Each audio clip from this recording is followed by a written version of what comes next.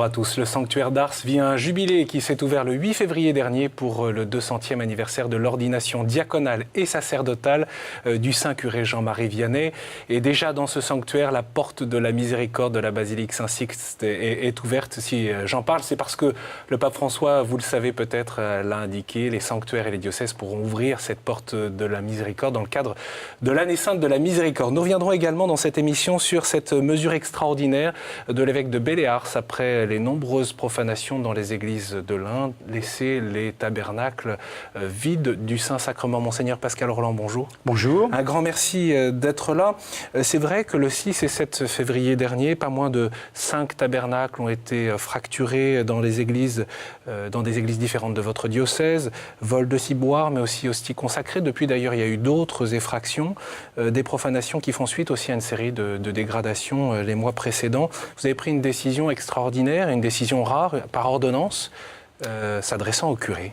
Oui, j'ai voulu frapper les esprits par cette mesure grave et inviter les gens à prendre acte de la gravité des faits et puis faire réagir pour que, d'une part, il y ait des efforts pour sécuriser les lieux et que, d'autre part, ça fasse aussi, que ça ravive la ferveur des chrétiens par rapport à l'Eucharistie. Concrètement, depuis le 10 février, donc, il n'y a plus de présence réelle de Saint-Sacrement dans les tabernacles. Alors, uniquement dans les lieux qui sont sécurisés, visités, où il y a une présence assez fréquente, et puis bien sûr au moment des célébrations. Mais en dehors de cela, lorsque le lieu n'est pas assez fréquenté, lorsqu'il n'y a pas un tabernacle qui ferme correctement, j'ai demandé à ce qu'il n'y ait pas la présence du Saint-Sacrement. Notre journaliste Coraline Salvoche est rendue sur place pour faire le point sur la sécurité des édifices religieux, un travail en collaboration bien sûr avec les mairies et les forces de l'ordre, notamment la gendarmerie. Le phénomène touche également les départements du Rhône et du Jura. On regarde. C'est une petite église de campagne passée au peigne fin par la brigade de gendarmerie de l'Ain. Et c'est le père Pierre Le Bourgeois qui fait visiter son édifice à l'adjudant-chef Hudelot, référent sûreté dans le département. Vous avez ces deux statues qui sont là. Saint-Pierre et Saint-Pierre. Impossible de donner le nom du village pour des raisons de sécurité. L'église abrite des œuvres classées qui pourraient attiser les convoitises. À la demande de l'évêque, le tabernacle a été vidé et c'est désormais dans la sacristie que se cachent quelques trésors. Un travail de sécurisation pour prévenir les vols et dégradations qui se multiplient dans le diocèse. La première des failles qu'on va avoir, c'est au niveau des ouvrants. Pourquoi ? Parce qu'une église, c'est ouvert, tout simplement. Donc on a des portes qui sont généralement de très bonne facture. Les serrures peut-être un peu moins, mais parce qu'elles sont relativement anciennes pour la plupart, mais voilà, les portes sont de très bonne facture, seulement elles sont ouvertes. Après, les failles, on les trouve au niveau des objets, du mobilier, qui peut être de valeur et qui n'est absolument pas protégé. On peut avoir des statues, ils ne sont pas scellés, on a des objets qui sont laissés, qui ont une valeur. Nous, on préconise de la fermeture. Déjà la nuit obligatoirement, mais même éventuellement la journée quand il y a peu, voire pas de visite. À l'image de cette camionnette garée sous la fenêtre de la sacristie, il reste encore quelques travaux d'aménagement pour sécuriser l'édifice qui appartient à la mairie. Mais pas question pour le père Le Bourgeois de transformer son église en édifice blindé. C'est avant tout l'occasion de changer quelques habitudes pastorales. On découvre des failles, on découvre un vocabulaire, on leur apprend aussi un vocabulaire qu'ils ont besoin aussi d'entendre. Et voilà. Et puis je pense qu'il y a aussi beaucoup de choses au niveau pastoral pour moi, qui sont aussi importantes à ce niveau-là, parce que une fois un gendarme m'a dit si vous voulez protéger votre église, le mieux c'est de demander à ce que les gens autour regardent et puis viennent de temps en temps dedans, donc il y a une dimension pastorale et missionnaire qui se joue à ce niveau-là aussi.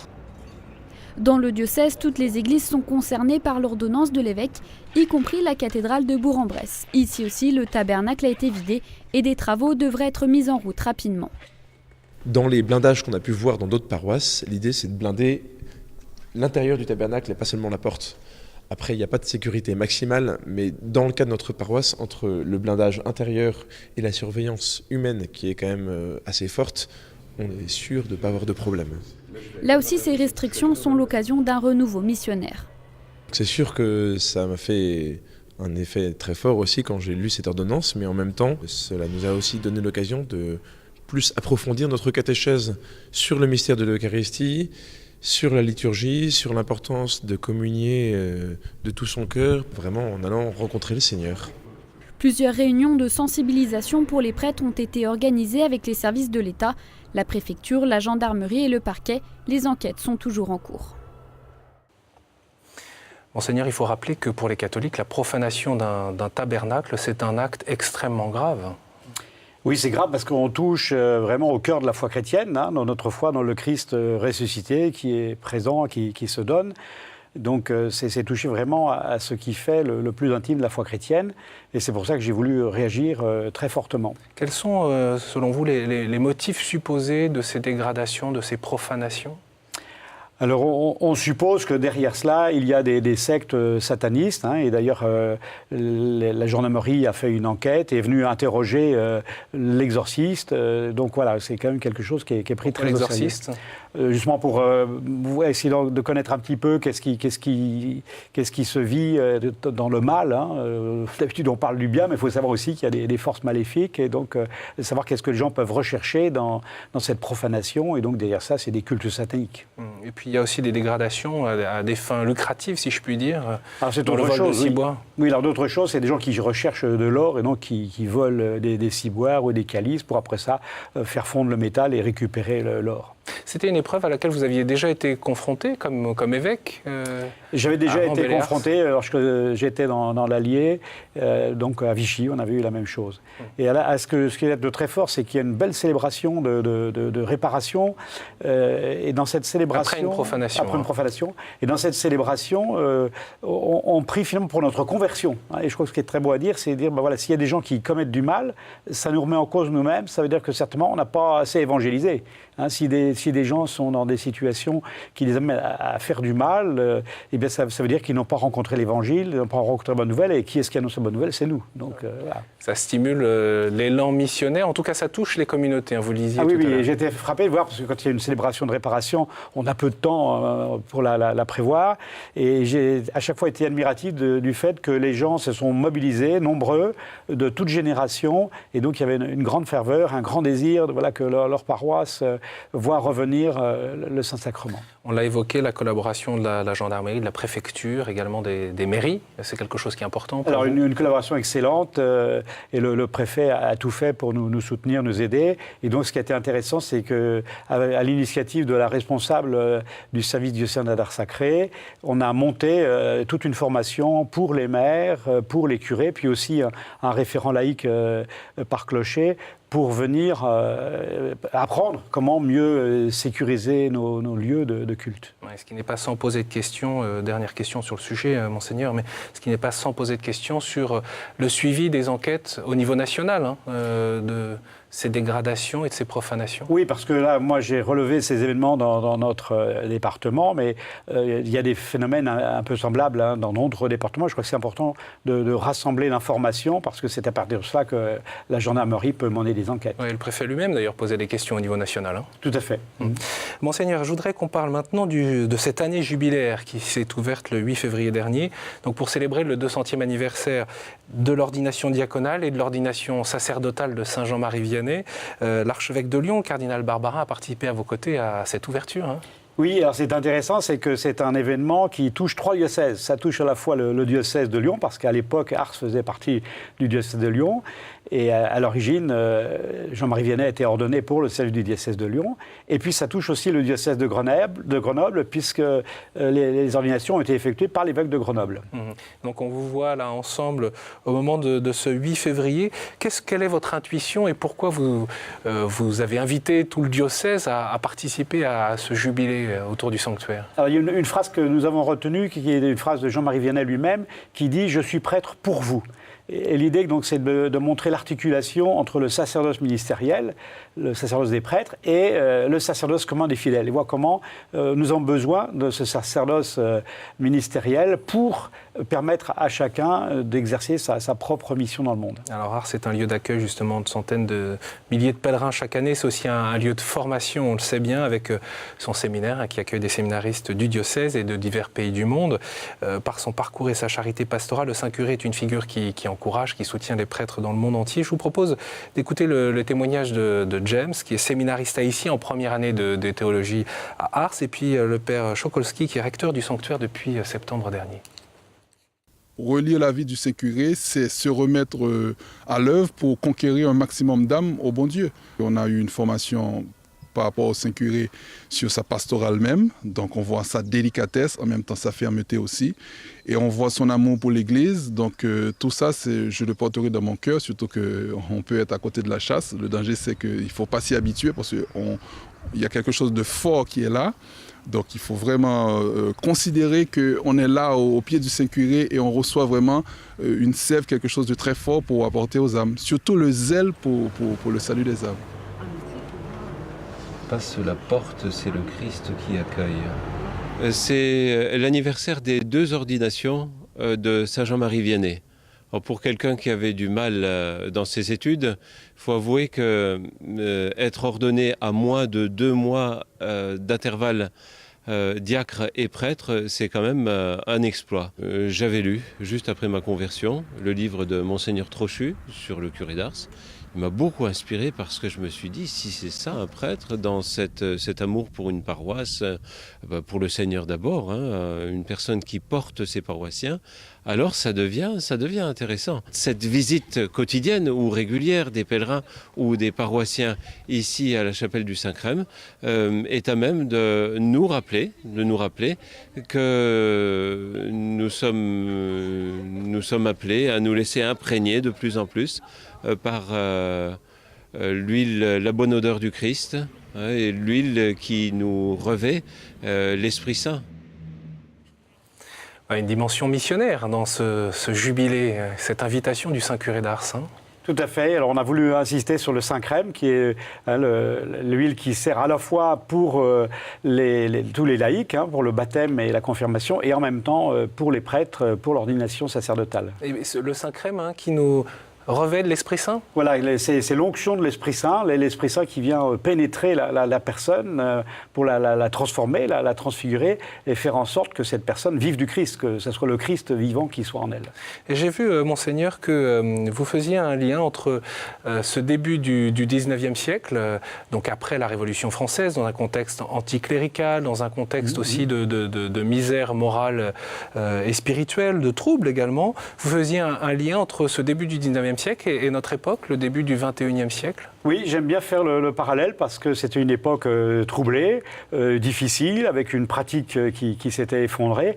Et donc, ça, à multiples égards, ça reçoit beaucoup à ce que nous vivons aujourd'hui. Et donc, ça doit être un motif d'espérance en voyant que les choses ne sont pas affaissées pour toujours, qu'il y a une possibilité d'un renouveau, à la manière dont Jean-Marie a provoqué un renouveau à son époque. Et on essaie aussi, pendant ce jubilé, de mettre en valeur d'autres personnalités qui, elles aussi, ont apporté un renouveau. Je pense tout près, le fondateur du Prado. On pense à Pauline Jaricot avec l'émission un peu après. Enfin, on a un certain nombre de personnalités dans tout ce bassin autour de Lyon qui a apporté un élan missionnaire. Et donc, ce qui était possible hier est également possible aujourd'hui. Et quel témoignage laisse-t-il, ces grandes figures de sainteté, pour aujourd'hui, alors qu'on cherche d'une certaine manière, comment s'en sortir? Quelle est l'issue dans cette période, encore une fois, très, très difficile? Je crois que ça rejoint beaucoup l'intuition du pape qui nous invite à sortir, à sortir de nous-mêmes, à sortir de nos lieux fermés. Et qu'on voit justement, c'est Jean-Marie Vianney, c'est un homme qui est profondément tourné vers l'extérieur. Au début de son ministère à Ars, il a participé à 200 missions autour. Vous voyez, donc, on le dit moins parce que souvent on répète qu'il était dans son église à attendre les fidèles pour la confession, mais on dit moins qu'effectivement il était à l'extérieur. Et je crois que c'est important de rappeler qu'au début de son ministère, après il était un petit peu coincé justement par cette permanence pour les confessions, mais il s'est beaucoup rendu dans les familles, ce qui était très novateur pour l'époque.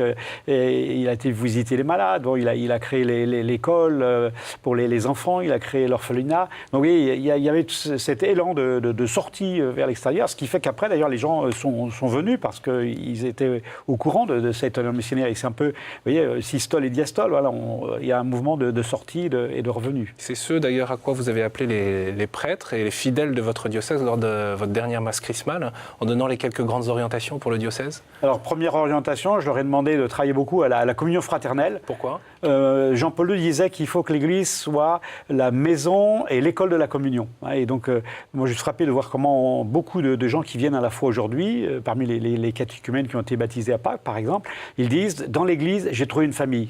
L'un d'entre eux disait, enfin, j'ai trouvé la famille que je n'ai jamais eue. Voilà, il faut qu'il fasse bon vivre et qu'on sente une fraternité, et c'est ça qui va attirer. Encore faut-il que la famille soit à la hauteur de cette communion espérée. Hein. Tout à fait, oui. Il y a du travail, là, encore ? Il y a du travail. Alors, justement, la famille est un deuxième sujet que j'ai mis comme priorité. À mon avis, il faut beaucoup travailler, notamment avec la préparation au mariage. On a des gens qui viennent, qui demandent le mariage. C'est un engagement pour la vie. Il faut leur donner le moyen de le vivre. Donc, j'ai demandé qu'on structure davantage la préparation et qu'on organise un certain nombre de modules pour que chaque mois, il puisse y avoir quelque chose de proposé aux gens qui se préparent. Il faut une plus grande exigence ? Il faut surtout proposer l'évangile, quoi. C'est-à-dire qu'on a des gens qui viennent avec une disposition différente de celle qui venait il y a 50 ans, donc il faut s'adapter au public d'aujourd'hui. Moi, je remarque qu'on a des gens qui sont très bienveillants parce qu'on leur parle de ce qui les intéresse, on leur parle de leur amour, on leur parle de leur couple, on leur parle de la famille qui construisent, donc, et on leur donne les moyens pour réussir ça, et c'est leur désir le plus profond. Il faut une plus grande adéquation, hein, donc dans cette situation dans laquelle les couples se trouvent, pour l'évangélisation ? Voilà, et donc s'adresser à eux, aller vers eux là aussi, c'est pareil, oui, il ne s'agit pas de les attirer vers nous, mais d'aller vers eux et de les rejoindre dans ce qu'ils vivent. Et puis, bien sûr, aller aussi à la rencontre. Alors le troisième axe que je vais demander, c'est ça, c'est sortir, être inventif pour sortir, pour aller rejoindre les gens là où ils sont. On vous voit, Monseigneur, frapper à cette porte jubilaire, cette porte de la miséricorde, donc dans cette basilique Saint-Sixte. Au fond, c'est un peu vous êtes précurseur dans le cadre de l'année sainte de la miséricorde, je le disais tout à l'heure. Tout à fait, parce que la porte va refermer et quelques jours après, elle va rouvrir justement pour l'année de la miséricorde annoncée par le pape François, et je me réjouis de cela. C'est quoi l'intuition pour vous et très concrètement dans votre diocèse, là où vous êtes ?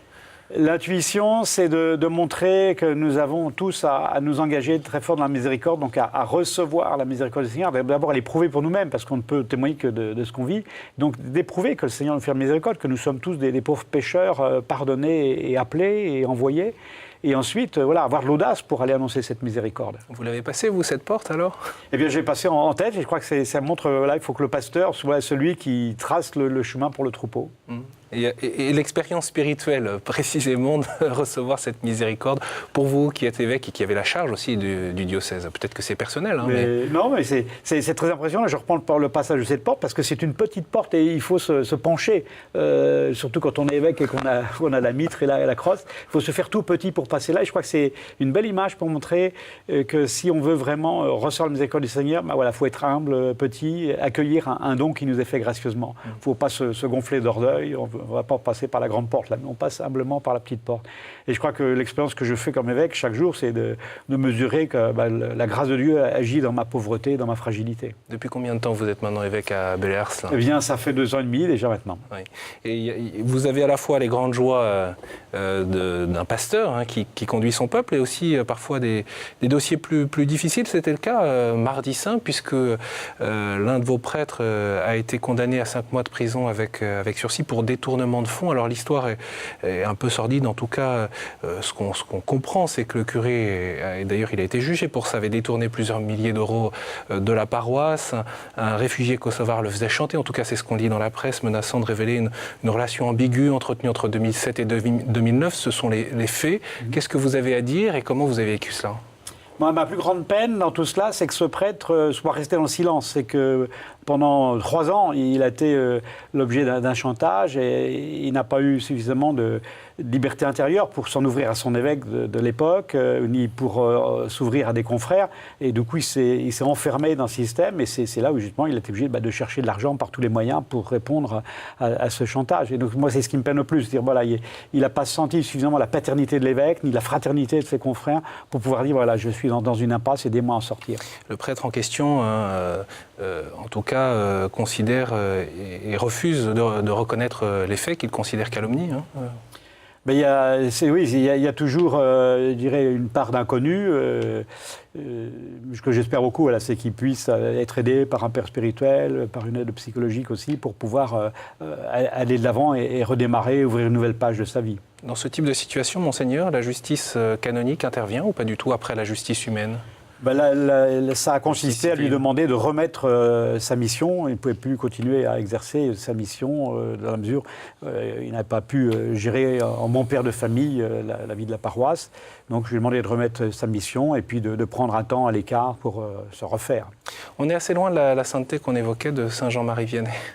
Mais voilà, mais c'est ça, notre humanité, l'humanité est pauvre et pécheresse, et nous avons à nous convertir de manière permanente. Monseigneur, je voudrais que vous évoquiez un peu les chantiers justement entrepris dans votre diocèse. Vous avez commencé à évoquer les priorités pour cette année, communion fraternelle, elle est aux périphéries, et puis la place de la famille. Il y a aussi les jeunes qui sont au milieu de tout ça. Oui, alors on a la chance dans ce diocèse d'avoir une pastorale des jeunes qui est très développée. Il y a un prêtre qui est à plein temps avec toute une équipe de laïcs. Et cette année notamment, je lui ai demandé de faire quelque chose de nouveau en faisant l'école de prière des jeunes. Ah oui. Et donc de quoi s'agit-il alors ? Il faut nous expliquer. Peut-être. Alors, c'est une initiative assez ancienne du diocèse du Puy à l'origine, et puis qui s'est répandue un petit peu partout. Donc, j'avais eu la chance de l'expérimenter dans le diocèse précédent où j'étais, le diocèse de Moulins. Ils ont vu le fruit de cette école. J'ai souhaité la proposer. Donc, il s'agit pour des jeunes de 7 à 17 ans. Pendant une semaine, chaque jour, de consacrer 1 heure à la prière en silence. Alors, leur faire l'expérience du silence, leur faire l'expérience de la prière à partir de la parole de Dieu, et puis l'expérience également de la louange. Voilà, et puis d'apprendre à vivre la charité chrétienne, à vivre la fraternité à travers des tas d'activités ludiques. Pour les jeunes de 7 jusqu'à 17 ans, quel regard vous portez justement sur cette génération que l'on dit parfois fragile ? Eh bien, ils sont tels qu'on les a faits, voilà, ils sont le reflet de la société, et je crois qu'en même temps, ils sont capables de belles choses, de belles générosités, mais encore faut-il leur en donner les moyens, et donc c'est pour cela que je veux leur donner les moyens. Et donc les jeunes qui sont de plus de 17 ans, ceux-là sont embauchés pour encadrer les plus jeunes. Et là aussi, dans l'USS de Balears, on a une forte tradition de jeunes qui encadrent comme ça les plus petits. Je crois que c'est important de leur donner des responsabilités, à montrer qu'on leur fait confiance, qu'on compte sur eux. Et là, je vois des beaux fruits. Et il faut avoir l'audace de cette proposition de vie spirituelle ? Oui, je crois, il faut. Et puis, un atout aussi de cette école de prière, c'est qu'on a dans l'équipe d'animation des gens qui représentent les différents états de vie. C'est important que les jeunes voient comment se décline la vie chrétienne. Donc, à la fois un couple, des séminaristes, des religieux, des religieuses, un diacre permanent, voilà, qui puissent voir comment la vie chrétienne est prise de sérieux et après ça se déploie de multiples manières. Et cette école de prière jeune, c'est donc du 23 au 29 août. Bien sûr, on pourra retrouver tout cela sur l'adresse du site internet que je donnerai tout à l'heure de votre diocèse. Vous parliez là des différents états de vie, on peut finir là-dessus. C'est l'année de la vie consacrée. Vous avez, dans votre diocèse, bien sûr, différents couvents, monastères, et puis aussi une chartreuse, il faut en dire un mot, parce qu'il s'y passe, il y a des vocations. D'abord, cette année, on fête les 900 ans de fondation de la Chartreuse, donc vous voyez, c'est une valeur sûre, ça a traversé les siècles, et c'est un monastère qui est plein, il est à sa capacité maximale, il y a 17 moines qui sont là, dont 6 novices.